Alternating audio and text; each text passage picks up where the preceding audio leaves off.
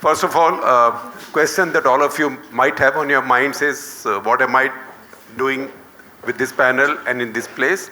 I'm a Philistine, the exact definition of Philistine when it comes to art. I've never written about art.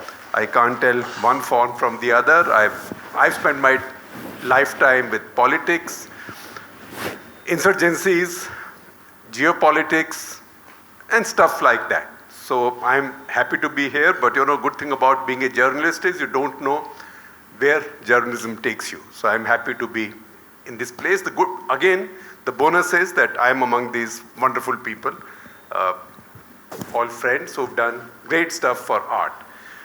Now, before we get started, I'll take 2-3 minutes of my time, and then we'll have our stellar panelists talking for about 5 minutes each, and then we'll throw it open to all of you, and there'll be questions. All questions should be directed at them, none at me, because I won't be able to answer any, as long as those questions are relevant to today's subject. So, art and patronage.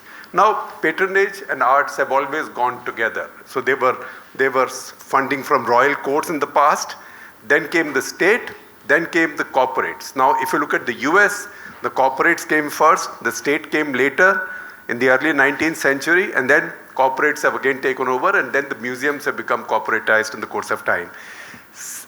If you look at the oldest and the most enduring art museums in the US, they were funded by private capital. In the beginning of the 20th century, the Fords, the Rockefellers were part of this. One of the earliest instincts behind this was that of a civilizing mission directed at the new immigrants flooding the American shores. You had to make them American, and then you had to mold them in an American idea which was drawn from Western culture. So museums then played a role. So beyond charity, they also fancied this as scientific philanthropy, which meant knowledge-creating philanthropy. Then the state took over, Smithsonian came up, and then came the venture capitalists and banks and philanthropy, and then the debate on whether museums should make money, they should work for profit, and that led to the corporatization of museums. That is the situation in the American universe, which is very relevant to us because the theme is Rockefeller. In India, for a long time, art was trapped in government patronage. The important thing is, whether it was in the Western world, royal patronage, India royal patronage, government patronage, corporate patronage, this has never amounted to censorship. Art has remained free. And the main reason art has remained free is that art has found sponsorship or patronage from people who saw larger value in it.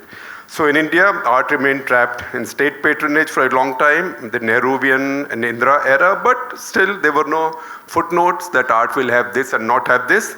And then corporates moved in, and then the Indian art market developed, of which DAG is a very good example, because international art is a frontier hunter. They are looking for where new art is available, which might get value, and that's how artists came up. In the process, Rockefeller also played its role, and others got inspiration. So the people you have here, 1, 2, 3, have either set up museums or inspired museums. 4th, thought of museums and thought of patronage for art and promoting the idea of art much before any of that became fashionable. That's Rajeev Sethi. I was still a reporter in India Today in early 80s when he would walk in and he would talk a language that many of us did not understand. And we thought this was all esoteric cheese. But as you grow up, you realize that this is of value. Rockefeller and India. Rockefeller grant played its own role in India. India was very suspicious of foreign money, particularly American money. Even now, in this real estate, 1 kilometer square, if you went out and said, you did something for Rockefeller Foundation, somebody will say, what did CIA pay you? Isn't it? So there was that identification always. And it was tough. It was tough because visas were tough. The transfer of money was tough. There was FCRA, which also applied to individuals. not just to organizations. And there was a general suspicion. And India, at that point, had the Bengal School, the Tagores, the Progressive Arts Movement, Tayyab Mehta, M.F. Hussain, Sousa. That is the universe in which JDR Grants walked into. Now, JDR and his wife were already collecting Japanese and Asian art. And there was a frustration that JDR has written about, that the Americans were very transactional when it came to their relationship with the world. They looked at business, they looked at geopolitical interest, but they never bothered to understand other cultures, but expected everybody to understand their culture. And that's how that intervention came in, and that's how they were able to bring in these grants. And then you see on that wall pictures of many Rockefeller grantees. They are the greatest names of Indian art. I have some names on my list here. There is K.S. Kulkarni. All of these got American influences as well, or modern influences. K.S. Kulkarni, a strong Cubist influence in his art. Raza, who blended tantric and meditative iconography into modern art. Krishan Khanna, figurative modernism. K.G. Subramaniam, Tayyab Mehta, Satish Gujral, Jyoti Bhatt. So many of them. All these artists, they said the JDR link gave them a certain reputation, credibility back home. India received 247 grants. China got 367. Pakistan hardly got any. They got a lot of other American money, but maybe from real CIA, but not from Rockefeller so much. Now, it's also true that Rockefeller Foundation grantees never really formed a vibrant community by themselves in India. They didn't take it forward. They remained in their silos. That's why this is an under-examined area of scrutiny, and that's why this panel is so valuable. So let me start with somebody who's been there at it the longest, and who's seen that period, and this period, and this period. Rajeev Sethi, you have your 5 minutes. Thank you. As inimically you. I was young and flying high and reckless. I do recall being probably the first grantee, this is way back in the 60s, of JDR Third Fund, and I did not know the word JDR included Rockefeller. And had I known then, I might have debated whether I was going to go on that grant. I found out much later. But I did reach America for the first time. And it was a design conference, the Aspen Design Conference. And the dear Porter McRae, who we knew much more than we even knew JDR Third Fund, and I was very happy to see that his name was mentioned in your introduction right there, looked after us, and how he did, and how indeed a foundation took on young people to be able to get them to where they wouldn't even dream. So I recall, and I'm sorry if I'm dropping names, but I am, there was a week with John Cage and Merce Cunningham. There was about a week with Charles Eames and Ray Eames, which went on for months later. It went on to people like Brochenberg and the Stony Point group that was experimenting with the arts and industries. Billy Clover, the whole idea of bringing industry close to the art. Then, of course, there was an enormous amount of interest in new media arts, Namjoon Paik, and I mean, all this was happening, and to a 19-year-old, this was all extremely fortuitous and unsettling and good. Now, what I do recall, now after so long, a conference like the Aspen Design Conference, which is about the rest of our lives, and that chose me as the youngest delegate from an underdeveloped country. That is the name that we used then. And today, when we are looking at Viksit Bharat, and we are looking at a very developed nation 60 years hence, I still don't find that kind of patronage that was there implicit in being able to make someone they chose. People who chose were then who mattered. Vipul Jaikar, Gira Sarabhai, Brimesh Thapar, and I think Charles Correa, but I can't remember. There was never a committee. And this happened as a JDR Third Fund grantee. And if I recall well, there was Doshi who led us, Baby Doshi, and Adur Gopalakrishnan and R.K. Joshi were part of my group. But it was 6 months of traveling wherever we wanted to. I wanted to go and spend time with Andy Warhol, done, arranged. I wanted to go and be with Martha Stewart. It was like and it's very transdisciplinary. It wasn't just looking at painting.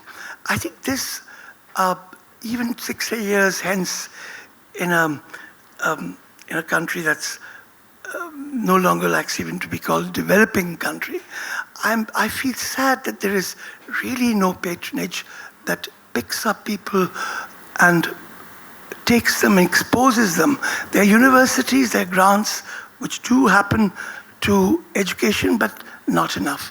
Now, so all these things I think are important. The second part I think, which I really responded to when you said about government and corporate.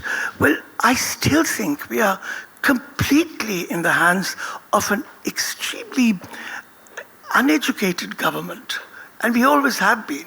There have been, we are, you see, the IAS doesn't mean the Indian Arts Service. It is people who are in control, and we all have to sell our dukans. And they are people who know who's sitting on all the decisions. And we as a group haven't really come together to fight it all the way.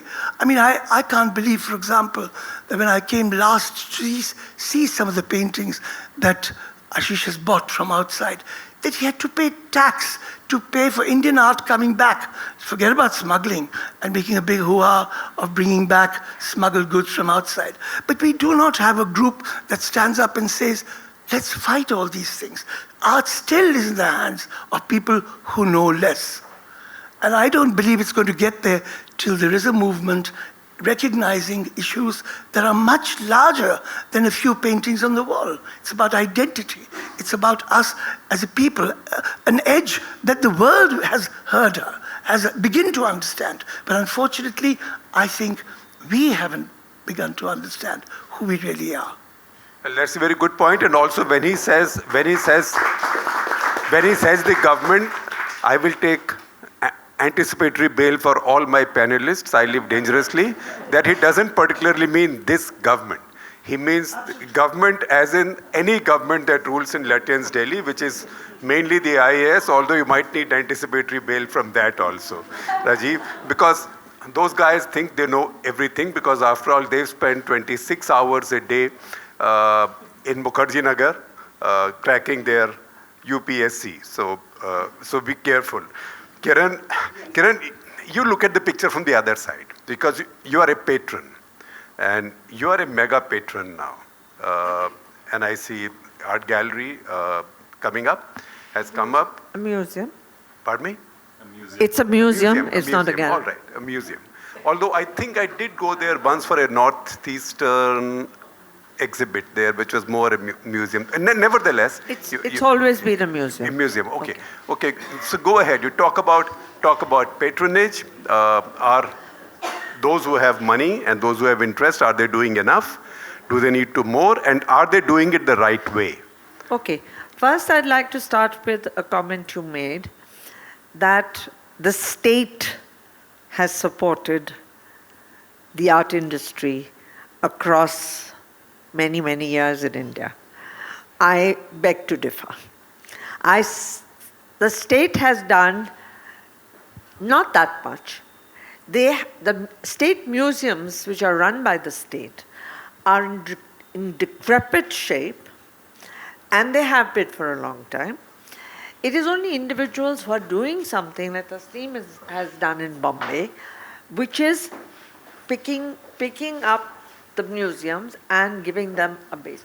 The state's involvement in art has been very, very negligible.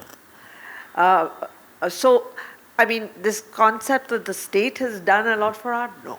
Yes, India has a very large history and heritage of art.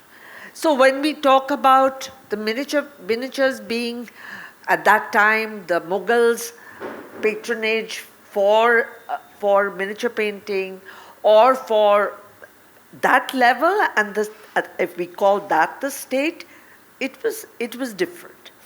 And so that patronage is what brought Indian art to the situation that it is valued as an institution.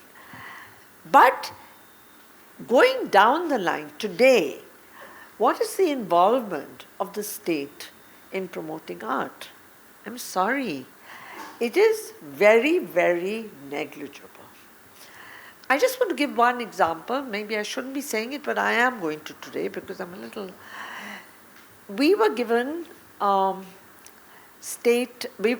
government of India gave us as a museum, not only us, but all museums in India, who were wanting to import works back to India would not pay duty.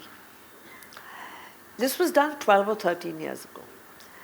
Last year, they put in a review of this policy, and the Culture Ministry was asked to give their due... the Culture Ministry was asked to give their opinion on this, which they did. And the Finance Ministry got back and said, okay, we have studied this, and for the next 2 years, this policy will be continued with.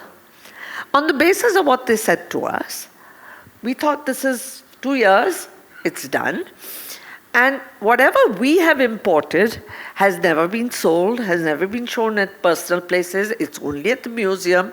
So, but the price of that is dependent on what we can buy at an affordable price. So if I have to pay 25% duty, because now it is duty plus GST, it becomes very difficult to buy abroad. Anyway, Indian paintings. By Indian paintings. Yeah, bringing back Indian art. So when did they resume this tax? You said earlier they said it's tax-free, but then they brought it back? No, they brought back this thing that they will restudy it. Then they got back to us and restudied it, and we will give you a 2 years moratorium, which was fine.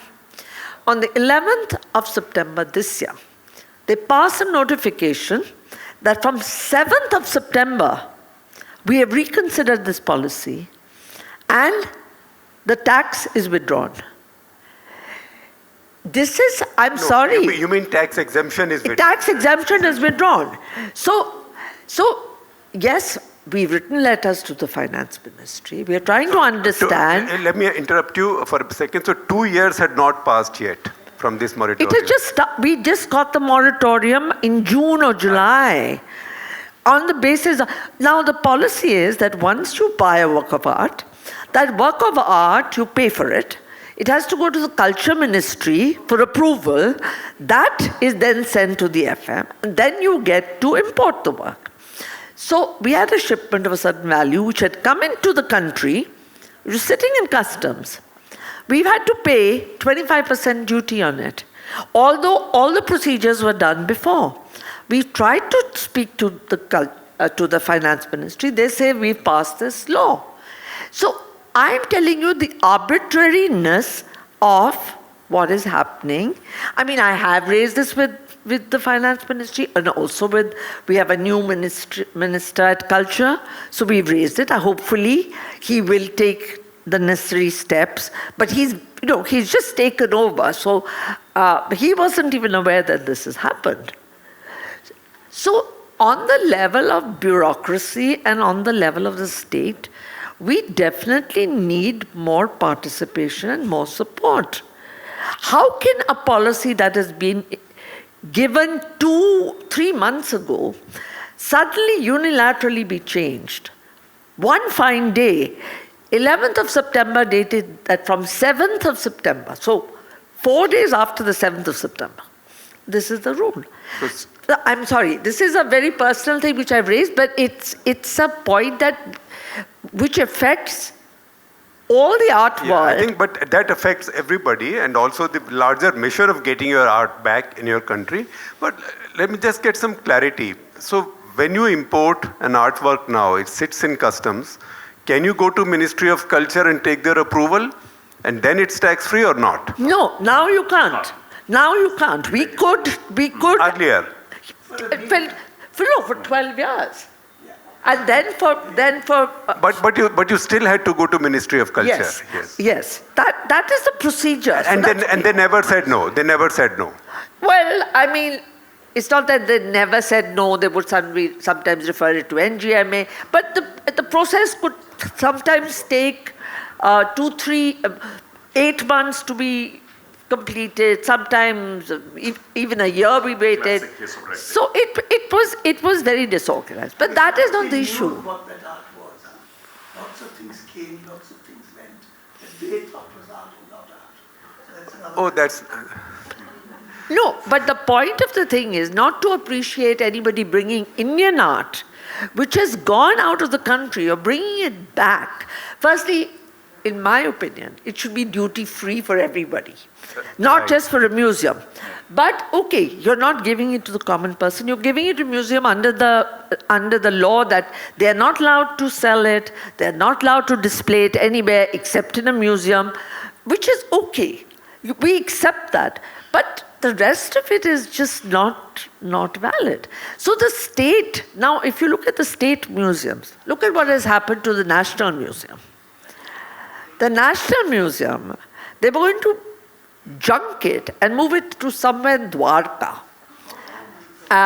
It was going to be rebuilt in Dwarka. Now there's been a lot of hue and cry about it. Finally, I don't know what the final decision is, where it's going, but yes, it was dilapidated.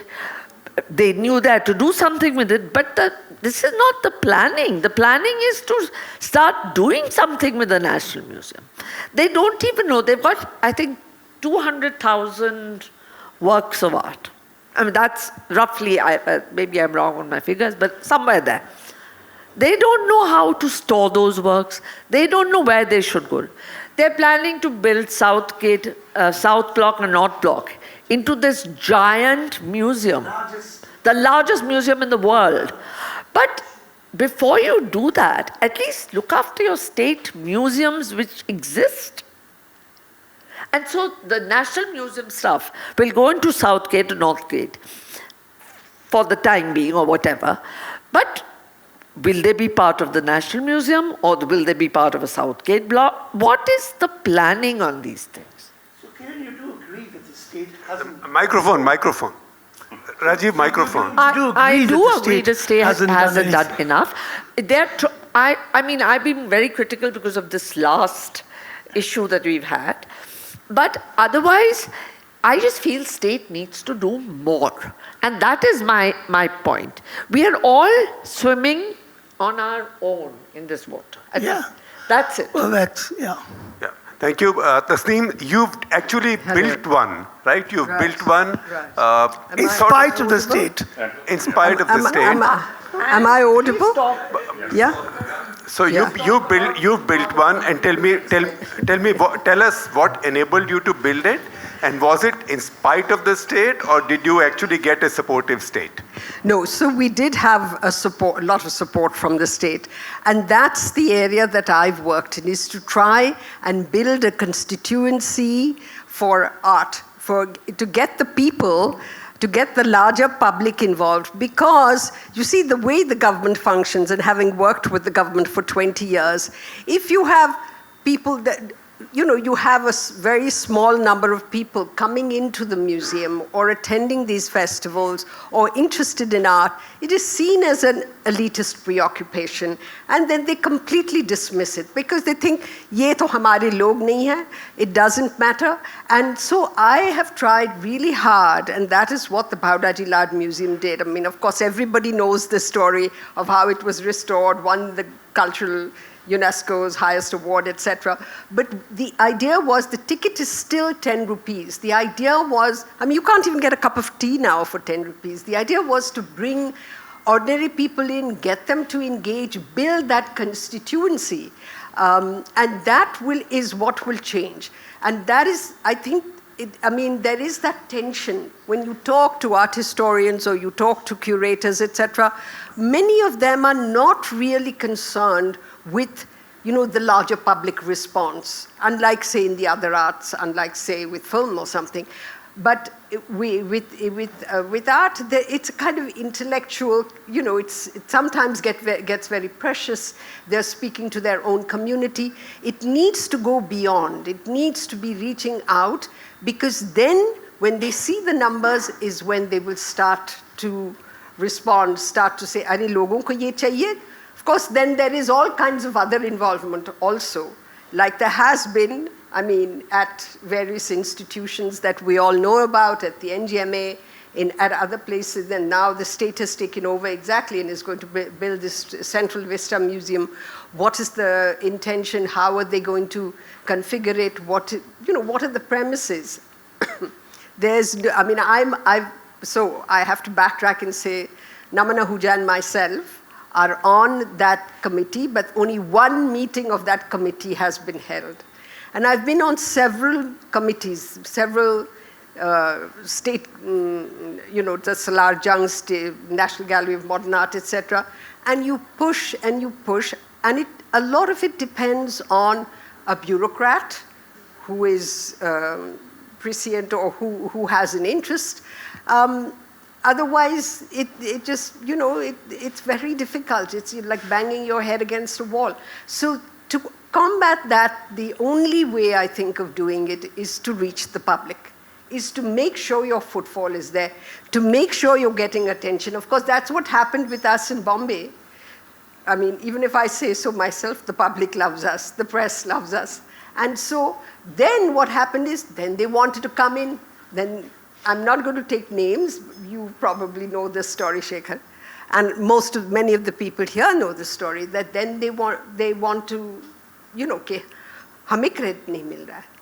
आप ज़रूर आइएगा, you come in, please, you do the inaugurations. But no, they want a different kind of credit. And so then, it's this very difficult negotiation that goes on. Then I was told also, I don't know if people here know this, that, "Arey, you have Albert's statue in there. Humko dikhana hai dunya ko." I hope everybody can understand Hindi. That we won against the British, so you should have Shivaji's sword there. So the mayor told me this. The mayor is the chairman of our board. And I said, "Ma'am, but we don't have Shivaji's sword." So she said, "Koi baat nahi, we'll make it." I said, so, there is, to ye bhi jo ho jata hai, aur bahut si cheezein. But so there is this whole thing that, that you deal with. So there's this tension, this push and pull.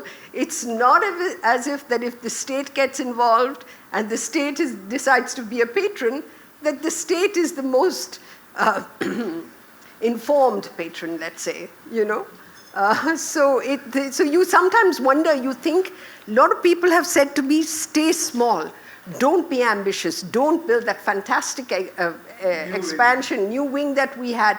That was done, signed, sealed, and Raj Thackeray took a big dharna, and Uddhav Thackeray was chief minister at that time, so the whole thing went into stasis. Ab 10 saal ho gaye. But is it sorry. Is it still stuck? It's still it's stuck. Let's just say it's in limbo. My plan is that once these elections get over, I will start like Sisyphus pushing the boulder up the mountain again. What was Raj Thakray's problem? But his brother was there as chief minister. He wanted to just oppose anything. And then we had Stephen Hall, who is like a Nobel Prize winning architect. He's a Pritzker Prize winning architect. Wonderful design that he put together that was very avant-garde. Raj Thackeray said, "No, we don't need any foreigners, etc. He gave it to the architecture college in Nagpur. The students, he said, the students will do a plan for you. College of Architecture Nagpur is very good. They'll do the plan." तो ये plan तो नहीं आया. It hasn't come to me as yet, the plan. I don't know if it's gone to that stage. Deep ignorance. So what you say is, what do you do when you have which issues like Thackeray this? said it, Raj or Uddhav? No, Raj No, went Raj. to as a counter. This is important.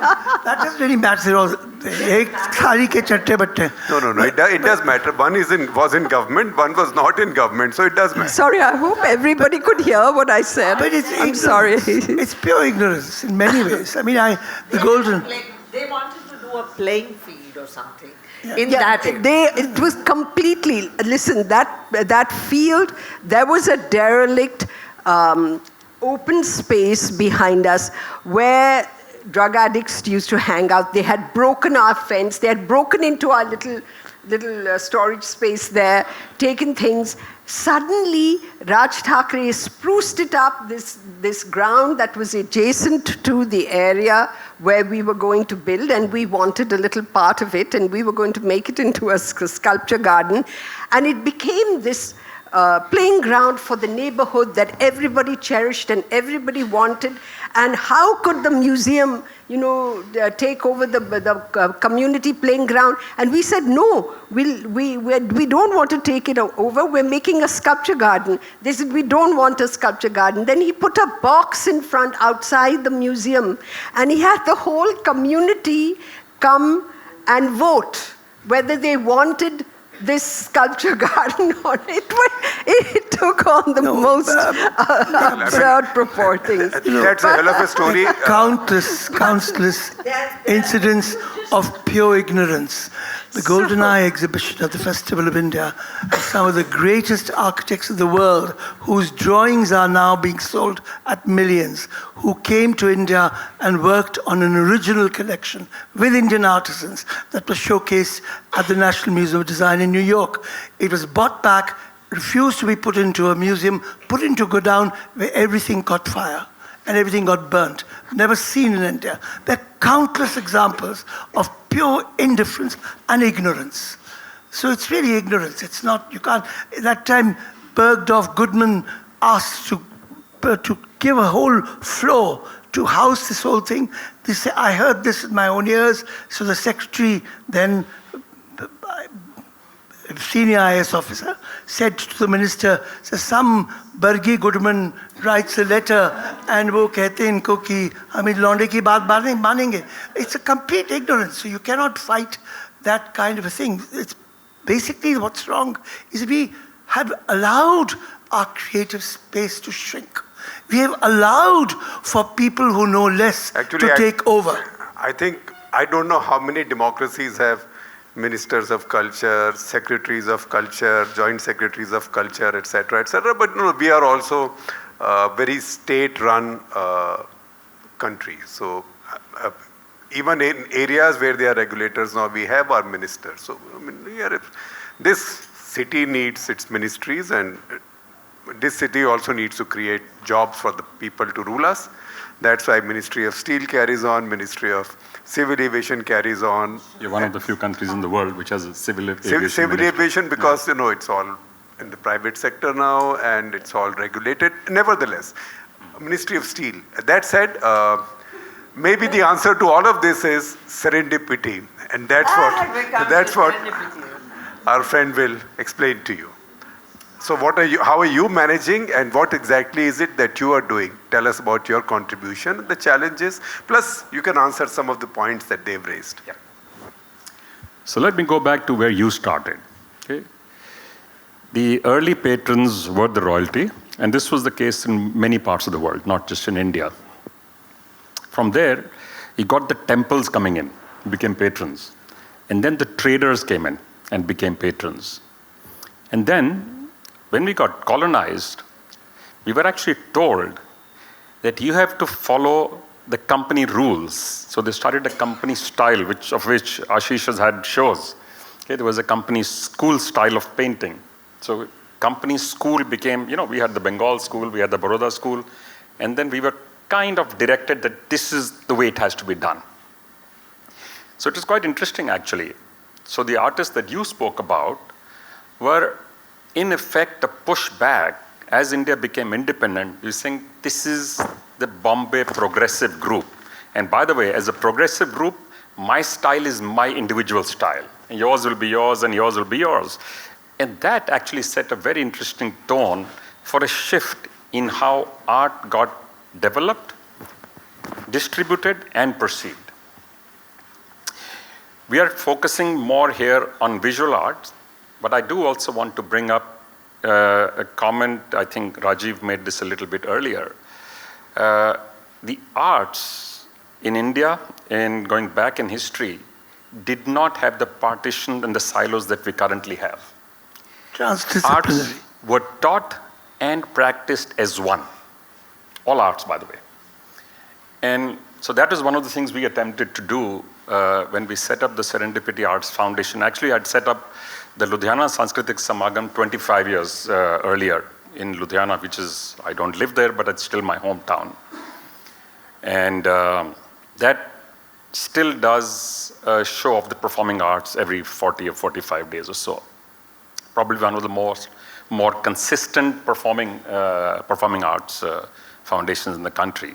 So when we moved here, so lots of my friends would say, "Yaar, tum ye bade अच्छे program karte ho Ludhiana mein, why don't you do them here?" And I said, why would you need to do it in a city like Delhi? It's a big city, it has theater, it has galleries, it has all kinds of stuff. But when I looked around, I actually found it does not have access for everybody to everything at all, actually. It's highly limited and limiting. For some reason, and this is the point Tasneem you were making, it has become an exclusive domain of a few. So if you get invited to an art show, you're considered special, and I'm not. So the exclusivity of art became one of its selling points. So, which I thought was a little bit unfair, because all of us have similar interests, aspirations, desires to see things which are nice, which we enjoy. And in many ways, the education of the arts is one of the more important things that we allowed on the waste. We let it go by the wayside. It became engineering, medicine, law have to be the primary education medium in the country. Actually, just to address that, we've just set up something called the STEAM House. The STEAM House is arts in addition to the STEM subjects. Even in our university that is just outside Delhi, all teaching is done in a completely interdisciplinary manner, and even engineers have to earn credits in the arts. So the idea is to open people's minds, and all over the world, the most successful leaders had right side and the left side of their brain functioning. None of them had a single unitary focus. And this is true for most successful leaders across the globe. Which is why I think it is important, especially for a country with a history like ours, with almost, I would say, the richest cultural heritage in the world, for us not just to preserve it, but to also contemporize it, to make it relevant today and for tomorrow. So we work with multiple objectives, Shekhar, to the point of what we are trying to do. One is to make access available. So the festival that we do in Goa, now over 9 days gets a footfall of roughly 100,000 a day. And it focuses on all art forms at the same time. And we give the same focus to visual arts as we give to performing arts, as to culinary arts, and performance arts as distinct from performing arts. And in each one of them, we've also tried to make it experiential. So it's enjoyable, it's fun, people get engaged. So we have workshop in every art form. You could potentially go and work with the ceramist and work with the musician or with the chef once you register for the workshop. You also have a conclave going on. So we invite academics and researchers from around the globe to come in and talk to us about what's going on in their world on these same themes. The idea also is to see if we can build a bridge as a track to connect the world, especially a world which is getting fractured right now. You know this better than most of us, how the world is pulling itself apart. And every negotiation, every conversation that you have, every transaction that you do, seen as a win-lose, that you have to reduce your export to me for me to get a balance of trade which is more favorable, or you have defense deals. But when you connect people across sports, across music, across theater, it's a win-win. nobody seems to lose. So that was the second stream that we were trying to set up. So we now have visitors coming from about 50 countries to the festival in Goa. We also have artists now from about 30 countries. Because the idea is that India is not an isolated island. And we never were, by the way. This was a temporary isolation that we created for ourselves. So how can we use the arts as a vehicle to bring India into the global mainstream?